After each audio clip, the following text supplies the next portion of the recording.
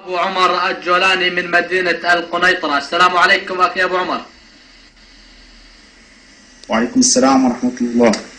حياك الله أخي أبو عمر. ما هي آخر مستجدات لديكم في مدينة القنيطرة؟ بداية اسمح لي أن أترحم على شهداء الثورة السورية اليتيمة، والشفاء العاجل للجرحى، والحرية للمعتقلين، والخزي والعار لبائع الجولان ولابنه القاصر.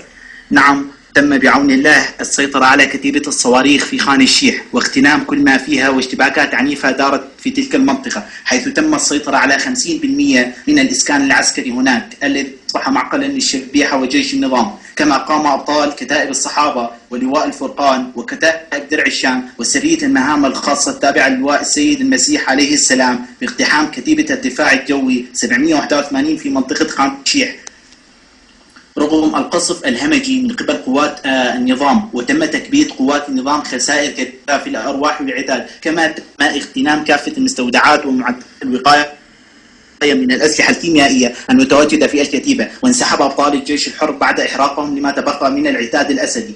أما بالنسبة لمحافظة القنيطرة فتشهد قريتي بير عجم وجباثة قصفا متقطعا بقذائف الهاون والرشاشات الثقيلة والمتوسطة. أما في مدينة خان أرنبة قامت عصابات الأسد بإطلاق النار في الكازية بالهواء لترويع الأهالي يدعون بتنظيم الدور على الكازية، كما يقومون بسب وشتم المواطنين.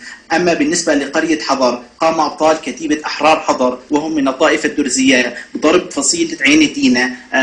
تم ضرب فصيلة عين الدينة، تم من خلاله الاستيلاء على كل ما فيها وأسر الجنود الموجودين فيها. أما بالنسبة أريد أن أنوه إلى أمر هام جدا. كما تعلمون أنه تم تفجير فرع سعسع منذ أيام، حيث أصبح هذا الفرع الذي عرف بإجرامه وتشبيحه ركاما بمن فيه، واليوم تم نقل هذا الفرع إلى الثانوية الشرعية في بلدة سعسع. نعم أخي أبو عمر، ما هي الأوضاع الإنسانية لديكم؟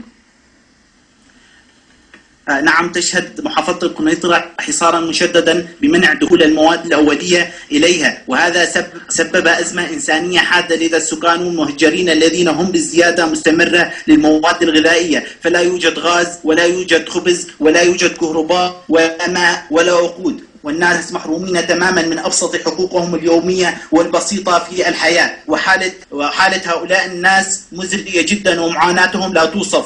هم هربوا من وحل المجازر والدم ليستقبلهم وحل الجوع والبرد المقلل بالخذلان العربي والعالمي. يهربون من موتهم المحتمل إلى موتهم الذي لا يحتمل. هذه معاناة أبناء الجولان في محافظتهم، وهو الموت كله لهم. شكرا لمراسلنا أبو عمر الجولاني.